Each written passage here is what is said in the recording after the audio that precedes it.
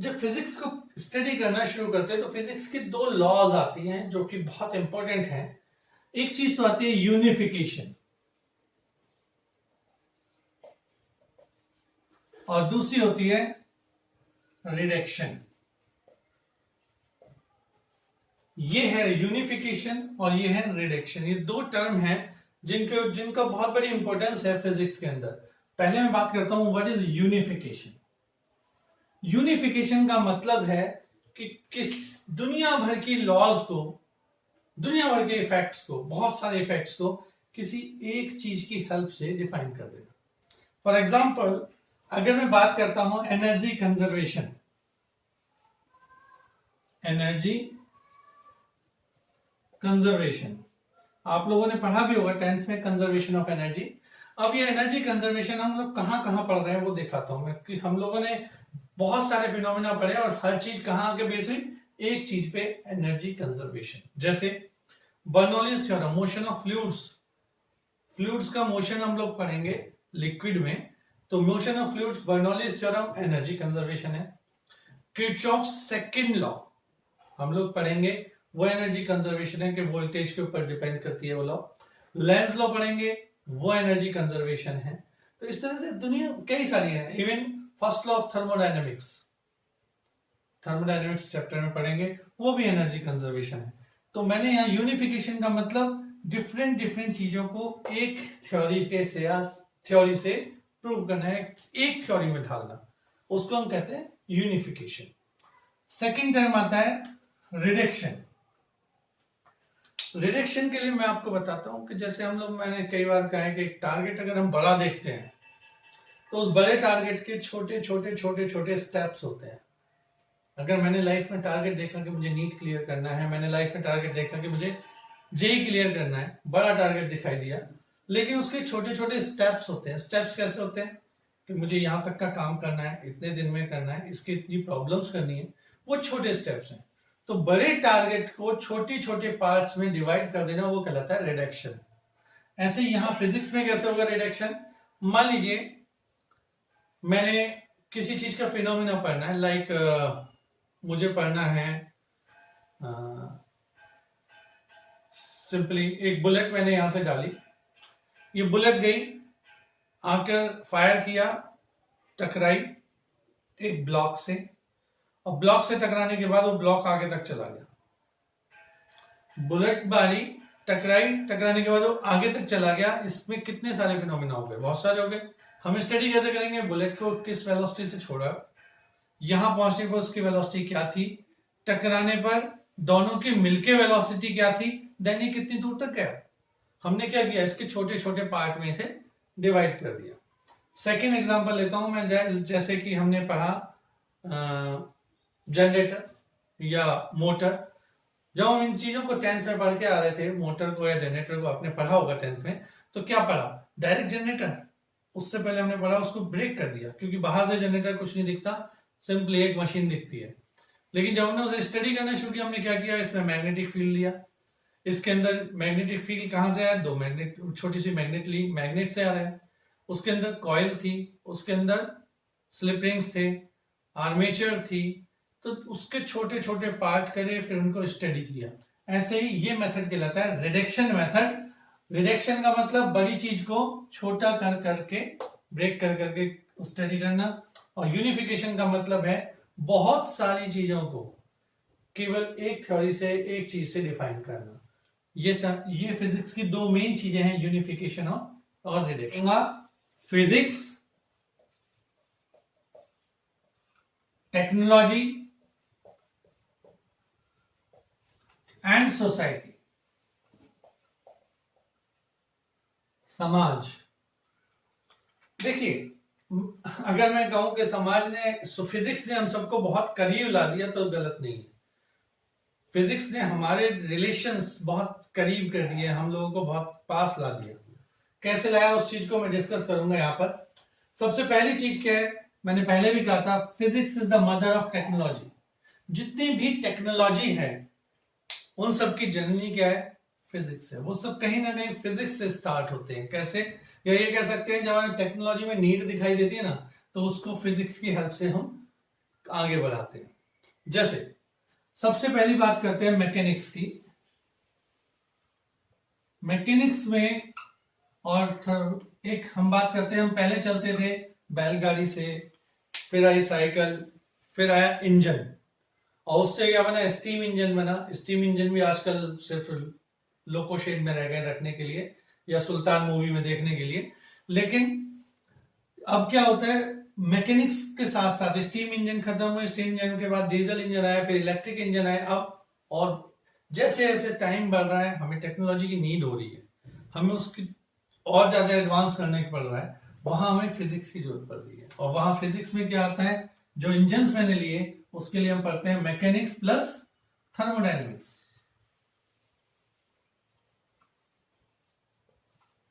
तो सोसाइटी को क्या मिला, समाज में इंजन ने जब डेवलपमेंट हुआ तो हमारा आवागमन, हमारे एक जगह से दूसरी जगह जाना बहुत सुलभ हो गया, बहुत आसान हो गया। वो किसके कारण हुआ, फिजिक्स के कारण। दूसरा एग्जांपल लेता हूं मैं, हम यहां बैठे थे, पहले एक लेटर लिखते थे, 4-5 दिन बाद वो लेटर यहां पहुंचता था इतनी दूर, और वो भी सिर्फ पढ़ते थे वगैरह वगैरह। अब क्या होता है, फौरन फोन मिलाया, और फोन मिलाते के साथ डायरेक्ट कॉलिंग होती है, वीडियो कॉलिंग होती है, और इसी कम्युनिकेशन से देखिए कितना बड़ी बात है कि कोरोना के समय में, लॉकडाउन पीरियड में हम आमने सामने बैठ के पढ़ाई कर रहे हैं।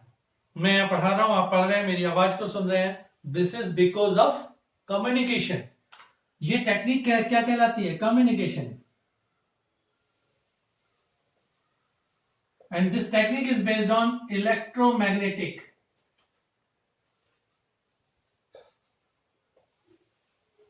थ्योरी। ये जो है, ये इलेक्ट्रोमैग्नेटिक थ्योरी के पर बेस्ड है। हम यहां हैं, आप वहां हैं, दोनों आपस में डिस्कशन कर रहे हैं, आप लोग मुझे देख पा रहे हैं और इन बातों को समझ पा रहे हैं जो हम समझा रहे हैं। तो ये सब चीजें कम्युनिकेशन। और कम्युनिकेशन ने क्या किया, कम्युनिकेशन ने समाज के एक वर्ग को दूसरे वर्ग से सभी को जोड़ दिया। हम लोग जो पहले चिट्ठी पत्री से काम चलाते थे, आज बड़े इजीली काम चला लेते हैं, इजीली पढ़ लेते हैं, और इसलिए हम लोगों को कोई दिक्कत नहीं आती। और ये कहलाता है हमारा टेक्नोलॉजी कम्युनिकेशन के बेस पे। सेकंड, इसके बाद और चीजें देखते हैं तो अदर नीड्स देखिए आप। पहले हमारे पास टीवी, टेलीविजन जो थे वो देखते थे, बहुत बड़े बड़े होते थे। धीरे धीरे टेक्नोलॉजी एडवांस हुई, लोगों के घर छोटे हुए तो जगह रखने की दिक्कत आई, सामान रखने की दिक्कत आने लगी। जब जगह नहीं थी तो हम लोगों ने उसके डिवाइस को छोटा करते चले गए। आज टीवी कैसे हैं, दीवार पे टंग जाते हैं स्पोर्ट की तरह। सेकंड चीज देखें, हमारे पास आज के डेट में सब चीजों की एक आ गया, पाम पे देते हैं हम लोग मोबाइल।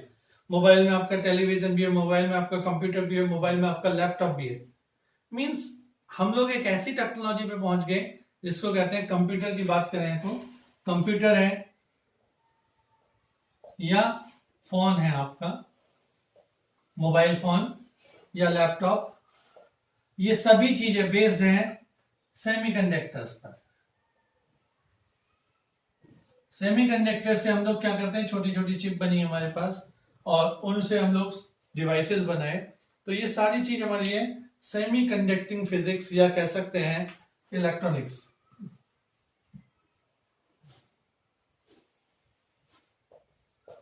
तो इस तरह से फिजिक्स ने बहुत कुछ दिया है सोसाइटी के लिए। अब सोसाइटी में फिजिक्स का मैंने आपको बताया, फिजिक्स टेक्नोलॉजी की जर्नी है, और टेक्नोलॉजी सोसाइटी का डेवलपमेंट करती है। अब मैं बात करता हूं फिजिक्स में होने वाली कुछ और चीजों के, जो कि लास्ट टॉपिक है इस चैप्टर का। हम लोग पढ़ेंगे आगे बहुत कुछ, लेकिन फिर भी थोड़ा सा डिस्कस करता हूं।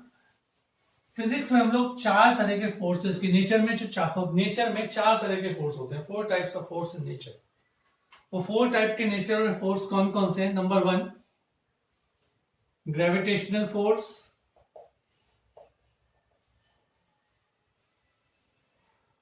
सेकंड होता है इलेक्ट्रोस्टैटिक फोर्स,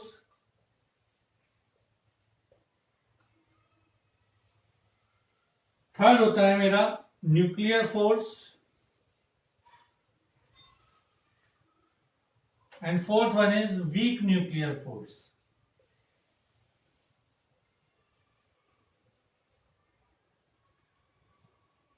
सबसे पहले बात करता हूं मैं ग्रेविटेशनल फोर्स की। देखिए ग्रेविटेशनल फोर्स कहां से स्टार्ट होता है। अगर इस फिनोमिना को भी देखूं, जो भी मैंने आपके सामने एक बात बोली थी, यूनिफिकेशन, तो सेब का गिरना ग्रेविटेशनल फोर्स है।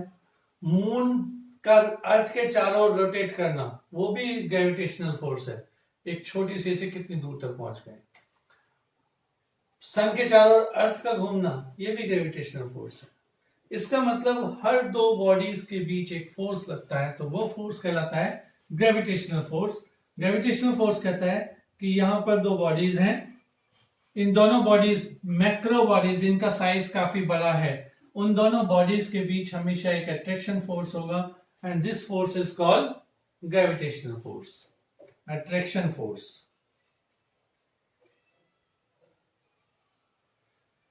सेकेंड पॉइंट क्या है ग्रेविटेशनल फोर्स का, कि इसमें कोई लिमिट नहीं है, चाहे पार्टिकल पास, बॉडीज पास पास रखी हो या बहुत दूर हो। जैसे हम पास पास रख रहे हैं तो भी फोर्स आ रहा है, और अर्थ सन से कितनी दूर है तब भी फोर्स है।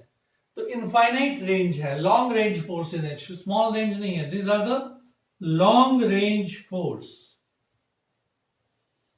ये लॉन्ग रेंज फोर्स है, इनकी बहुत बड़ी रेंज है। थर्ड पॉइंट क्या होता है, जैसे जैसे डिस्टेंस का बढ़ता है वैसे वैसे वीक जरूर होते चले जाते हैं। These forces becomes weak as the distance move increases. Strength of force decreases as distance increases.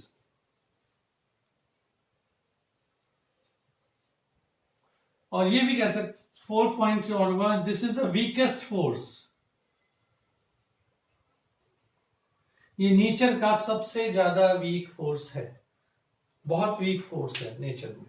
तो जितने भी चार फोर्सेस की बात कर रहे हैं उनमें वीक है, ऐसा नहीं है इसे पढ़ेंगे नहीं या करेंगे नहीं, इस पे बहुत कुछ डिपेंड करता है, फिजिक्स में बहुत इंपॉर्टेंट है। लेकिन ये अट्रैक्टिव है, लॉन्ग रेंज फोर्स है। स्ट्रेंथ इस फोर्स की डिक्रीज होती है जैसे जैसे डिस्टेंस कम होता बढ़ता चला जाता है, और वीकेस्ट फोर्स है। अब बात करते हैं इलेक्ट्रोस्टैटिक फोर्स की।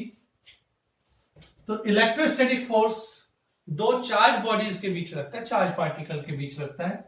आप लोगों ने पढ़ा भी था 10th में कि अगर ये चार्ज पार्टिकल लाइक हैं तो इनके बीच रिपल्शन लगेगा, अगर ये चार्ज पार्टिकल अनलाइक हैं तो इनके बीच अट्रैक्शन लगेगा।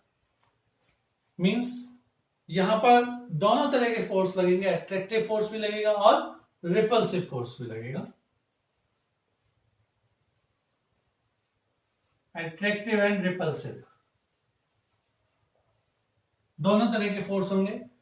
ये फोर्स भी लॉन्ग रेंज फोर्स होगा, उस चार्ज पार्टिकल चार्ज बॉडी को चाहे पास रखो चाहे दूर रखो, फोर्स लगना ही लगना है, कितनी भी दूर तक रखते चले जाओ, इनफाइनाइट लॉन्ग रेंज होगी लॉन्ग रेंज फोर्स।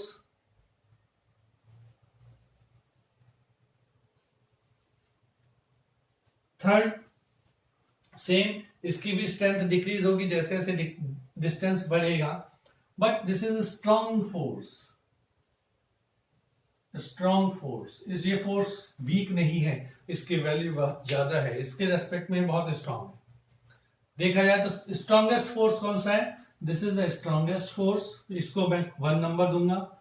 इसके बाद आता है इलेक्ट्रोस्टैटिक फोर्स, इसको 2 नंबर देते हैं। इसके बाद आता है वीक फोर्स, इसको 3 नंबर देते हैं, और फोर्थ पे आता है ये, यानी सबसे वीक फोर्स ये है, इसलिए मैंने इसको कहा स्ट्रॉन्ग फोर्स होता है। स्ट्रॉन्ग होता है, चार्ज पार्टिकल्स के बीच लगता है। अब बात करते हैं न्यूक्लियर फोर्स। न्यूक्लियर फोर्स की बात करेंगे तो न्यूक्लियर फोर्स जहां लगता है वो जगह कौन सी है, केवल न्यूक्लियस, न्यूक्लियस के बाहर नहीं लगेगा। अगर न्यूक्लियर फोर्स केवल न्यूक्लियस के अंदर लग रहा है तो न्यूक्लियस का साइज होता है 10⁻⁻15 मीटर। केवल न्यूक्लियस के अंदर लगेगा, इसका साइज बहुत कम है, तो सबसे पहली बात तो यही हो गई कि एक ऐसे हैं शॉर्ट रेंज फोर्स है, शॉर्ट रेंज फोर्स। अब हमने देखा है कि न्यूक्लियस के अंदर तीन तरह के तीन पार्टिकल हम जनरली, 2 पार्टिकल हम जनरली पढ़ते हैं, एक न्यूट्रॉन पढ़ते हैं और एक प्रोटॉन। प्रोटॉन कैसा है, पॉजिटिव है, लेकिन प्रोटॉन एक साथ रहते हैं, न्यूट्रॉन प्रोटॉन भी एक साथ हैं, और न्यूट्रॉन भी एक साथ है। ये सभी एक बाउंड हुए पड़े हैं एक न्यूक्लियस के अंदर। एक न्यूक्लियस के अंदर प्रोटॉन प्रोटॉन भी है, न्यूट्रॉन प्रोटॉन भी है और न्यूट्रॉन न्यूट्रॉन भी है। जबकि प्रोटॉन प्रोटॉन के बीच इलेक्ट्रोस्टैटिक फोर्स लगना था, कैसा? रिपल्सिव। लेकिन वो साथ हैं, तो यहीं से क्लियर हो रहा है कि भाई न्यूक्लियर फोर्स इससे तो ज्यादा है। न्यूक्लियर फोर्स इलेक्ट्रोस्टैटिक फोर्स से स्ट्रांग है, क्योंकि उसने प्रोटॉन प्रोटॉन को एक साथ बाउंड कर दिया। अब इसके एक पॉइंट और आता है यहां से कि ये न्यूट्रॉन न्यूट्रॉन के बीच भी लग रहा है। It means these are charge independent, ये चार्ज पर डिपेंड नहीं करते हैं। ये फोर्स चार्ज पर डिपेंड नहीं करता, does not depend on charge. ये स्ट्रॉन्गेस्ट फोर्स है,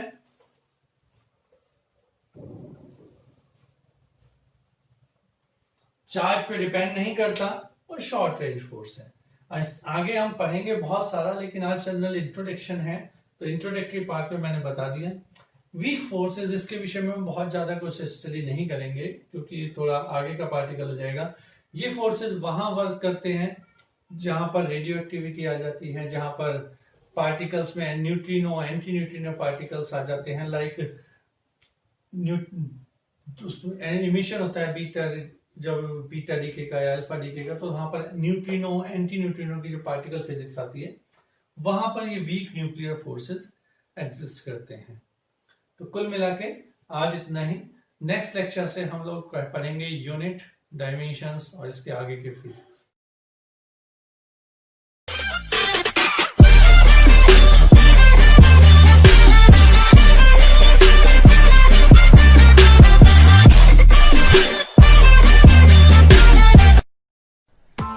Press the bell icon on the YouTube app and never miss another update.